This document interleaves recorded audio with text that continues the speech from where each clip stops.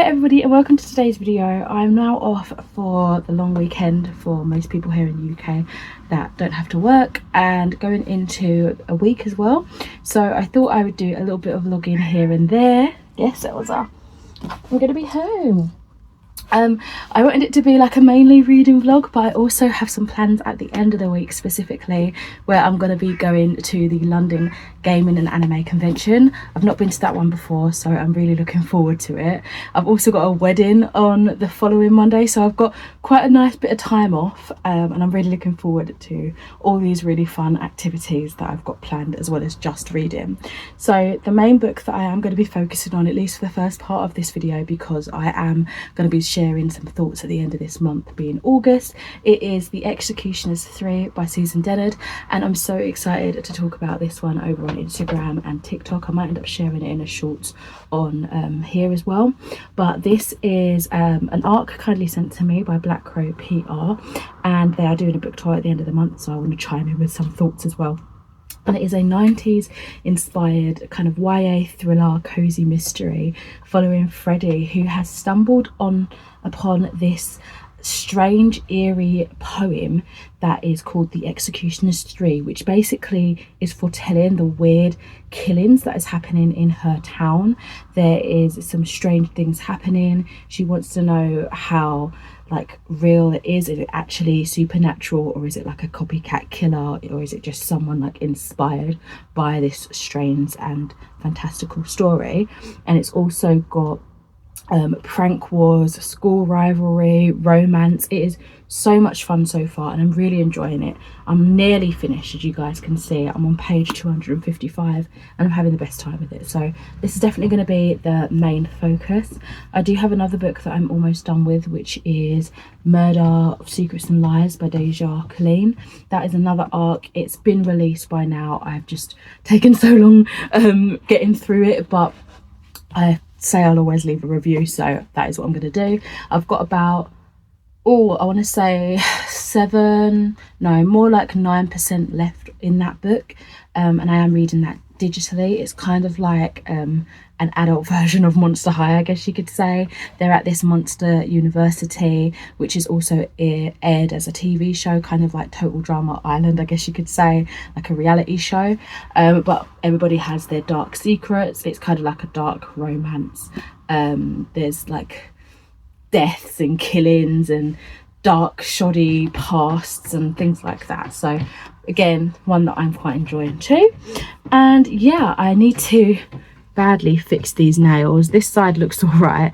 This side I think I'm just going to remove and then just paint like normal, so I'm going to have one long side and one short side because I just keep whacking them, you know. Yeah, that's all right now that I wanted to talk to you about.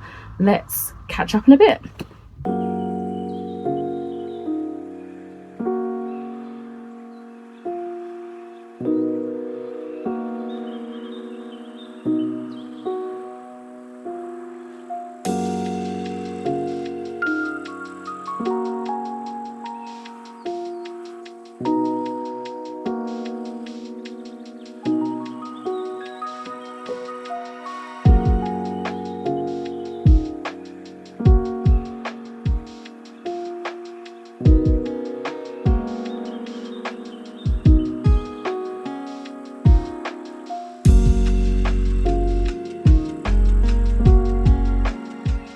Hey folks, so I had a lovely day yesterday, and I also managed to finish my audiobook that I completely forgot to mention that I was reading, which was book 5 of the House of Night ones, called Hunted. And yeah, I ended up giving it a 3.5 out of 5 stars.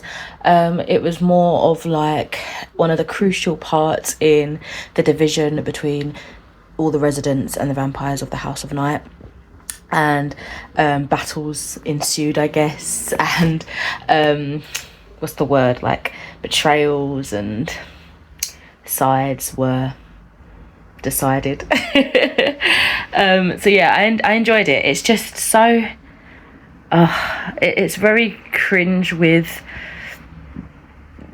the formula of it, and how poor the word choicing is used to describe people and things. It's just, yeah, not correct, very problematic. But also very addictive. So I read that. I am almost finished with The Executioners 3. Not got much left there. I was going to read it as I walked to town to run some errands today, but I decided I might just pop on an audiobook and blitz through that. So I have 2 audiobooks in mind. One is The Doll Funeral by Kate Hammer, which I had a picture of in my phone, and I was like, oh, I need to check that out. It sounded quite eerie and interesting. But I think I'm probably just going to read one that I also have the physical book for, that I have out from the library, and it's a Billie Eilish autobiography. I think it's from E-Girl to, I can't remember what it's called. From E-Girl to Icon. It's an unofficial biography, so I don't know how good it's going to be, but I have the Audible audio book, so I'm probably just going to blitz through this as I walk along. I think it's got pictures as well, so that's why I want to take it with me and flick through as I'm listening. So yeah, that will get this off my never-ending TBR as well, and yeah, make some progress on the stack of books that I've got from the library that I need to return. So on Sunday evening I ended up adding a bit more colour to my hair, so I've got a bit of purple in it now. I did put like this sea moss colour just to try and enhance some of the bluey greeny tones, but it was a bit of a light shade, so I don't think it really did anything, to be honest. In terms of reading, I did start and finish the Billie Eilish biography yesterday. I just pretty much listened to the audiobook whilst I was going about my errands on pretty high speed, to be fair. That's how I listen to my audiobooks, and I gave it a 3 stars. I think it would have had, you know, more of a greater effect if it was written by Billie Eilish, or like someone close to her, like a dual, like an autobiography sort of thing with an actual like writer, I guess. But it was factual, some information that I didn't know, like actually quite a lot of information. Like it was nice to hear about her morals and beliefs and kind of how she came to fame, really, because I have been a fan of her music since Ocean Eyes, but I'm pretty sure I didn't hear Ocean Eyes or any of her music until a couple of years later, or at least a year later after its release. So it was nice to kind of just see how it all began.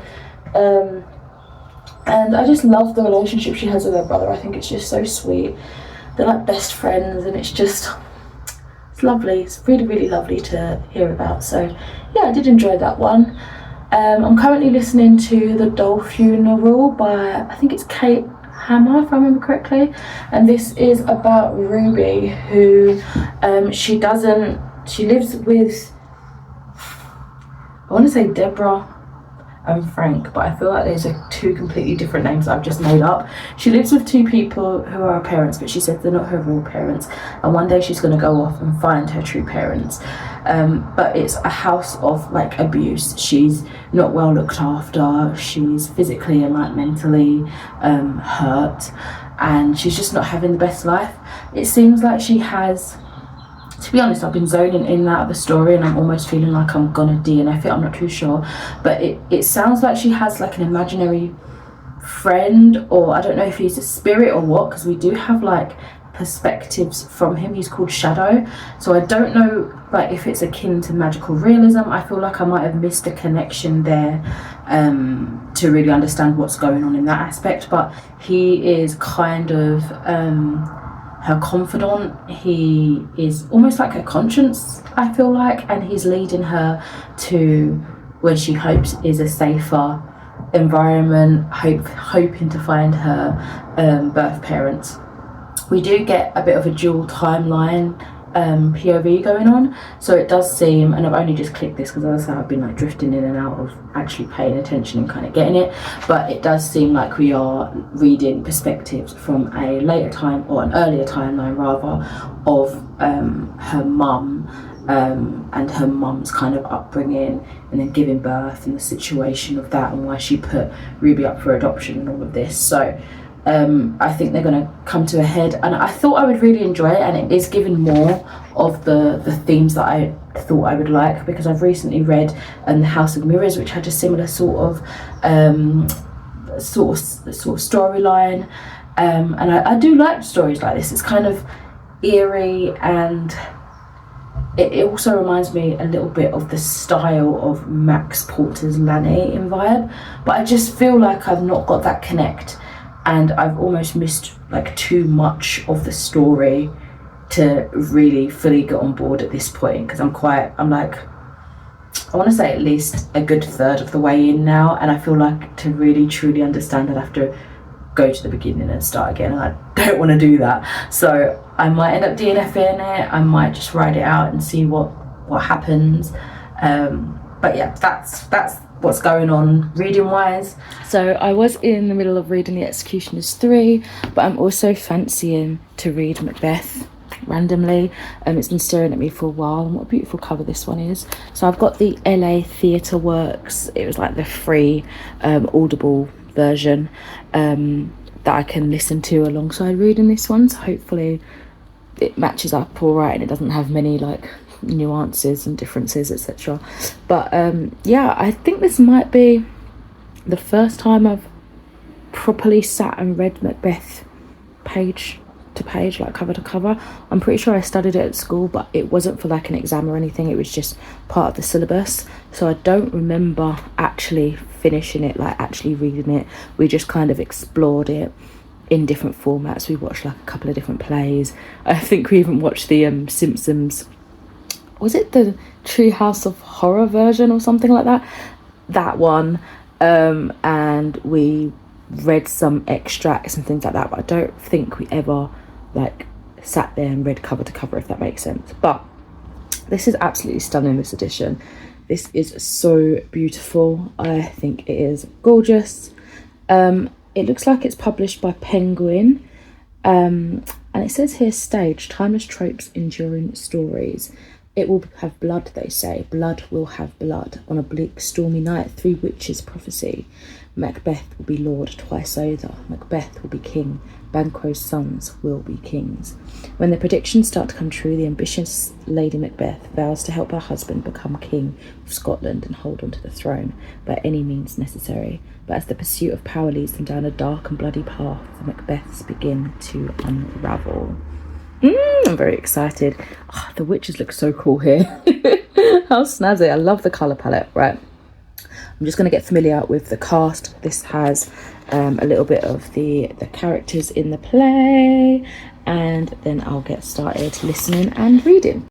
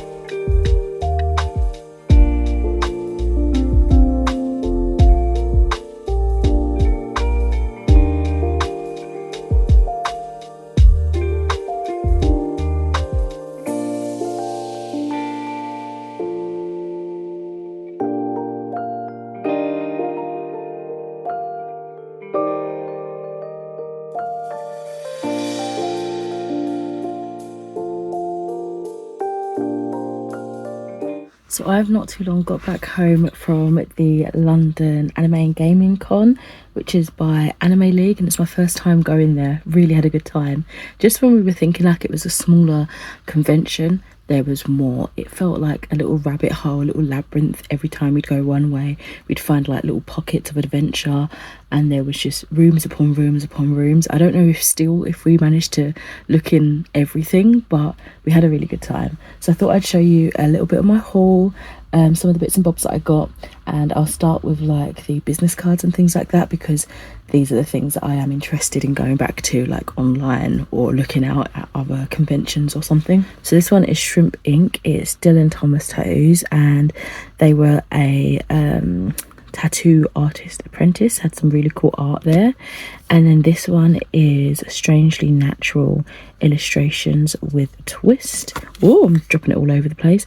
They had these like really cool little handmade frogs that all had like a little story and like a little name and everything, as well as prints and stickers, and oh, it was so cool. So those are little business cards. There was also this that was handed to us, which looks really cool. This is the Nanny Universe. It's Nanny Talks podcast, and it says the anime podcast for the Mandem, which I really love the sound of. It sounds so fun. And this is the podcasters on the back, I do believe, so I'll definitely have to give those a listen. Then this was the actual brochure, the little com book for summer 2025. And from my understanding, usually these like you have to pay for, but maybe I'm just thinking about like show brochures when you go to the theatre. But yeah, it's got a little bit about all what the Anime League's all about, a little bit of a map and kind of the scheduling and everything, panels, shows, all of that was going on throughout the whole weekend. We only went on a Saturday, but it was so much fun. I really like that it really did like take the heart of gaming to it as well. There were so many rooms that had like gaming tournaments, whether it was like tabletop or actual like digital gaming, like on computers and stuff like that. It was so much fun, and there was like retro rooms and more modern games. It was so cool, loved it. So onto the things that I purchased. I knocked his head off. But I've got a Dandadan Okuran little Lego figure, which is super cute. And I've also got a Chainsaw Man Power little Lego figure. These two are adorable. I'm just going to pop them on my little shelf here now. In here, I also got some enamel pins for my eater bag. And I got 5 of those. So I have... Ooh, if I can pick it up, that I have this little Call of Cthulhu book. I have Anya Forger. There's another one that's stuck on the back there. I have Totoro on a Swing. I have a little Sit Sprite that says Stronger Than You Think. And I have a Don't Make Me Hex You. Super cute. I also got some stickers by the shop. What are you called?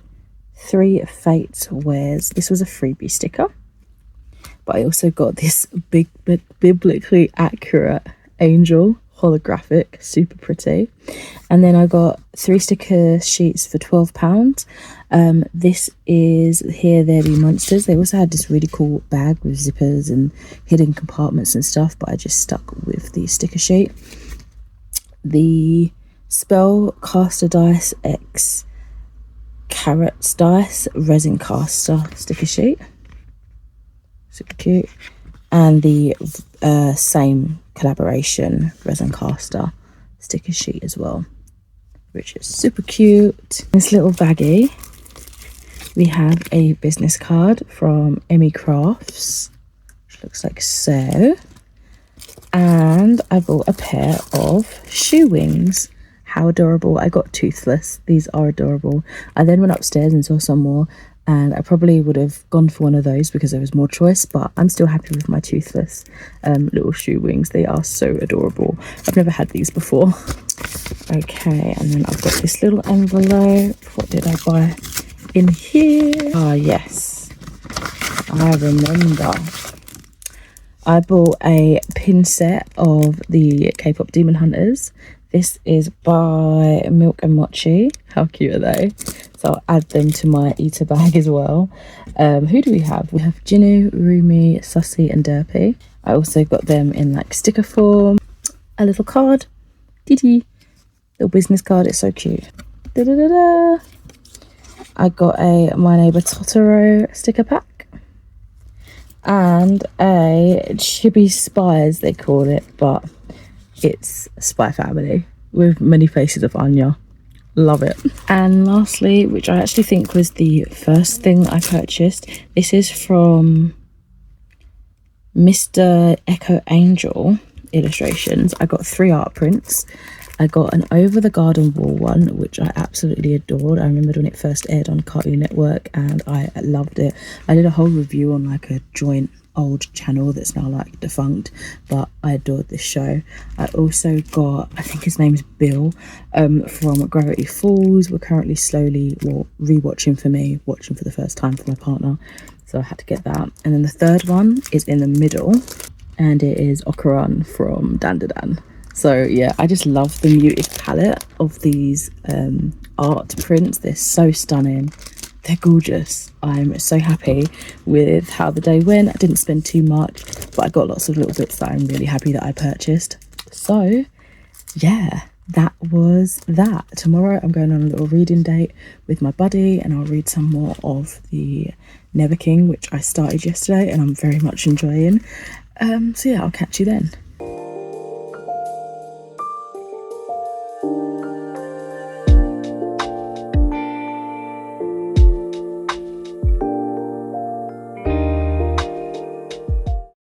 Hey guys, so I've just come off of the back of filming my final part to my wrap up and my September TBR, and I thought whilst I've got the setup, let's just wrap up this reading vlog as well.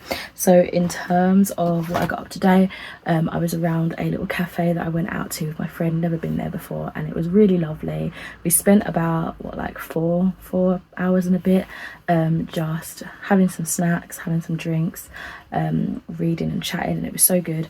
I read a lot more of Never King. I thought I was going to finish it, but then I think in the back of my head it kind of dawned that, oh my god, it's Sunday times. Cafes are probably going to want to kick us out shortly because most places close at like 4:30, and I'm pretty sure it was coming up to that time. But it was so lovely. I'm on page 140 now, on to 22, and honestly when I say, like, I had to keep fighting the urge to look over my shoulder when I was reading this because it is so it's so explicit. Even when I was on the train journey, like yesterday and the day before, I was like shyly reading it, but then I was like, no, that's drawing more attention to myself. I just felt like, oh, I shouldn't be reading this. I'm so giddy. It's really good. I'm really enjoying it. Like, it's so much fun, and it's just debauchery, really. Absolute vile debauchery in the best way, I would say. I'm going to a wedding tomorrow. My long-time friend from college is getting married, and I'm really looking forward to celebrating the day with her. So yeah, I'm probably not going to be doing much reading now until maybe my birthday in like a week or so, where I've got a little bit more time off. So I might do another reading vlog, I might not too sure, but I just wanted to thank you guys for coming along with me. I hope you've enjoyed it, and I will catch you in another video soon. Bye.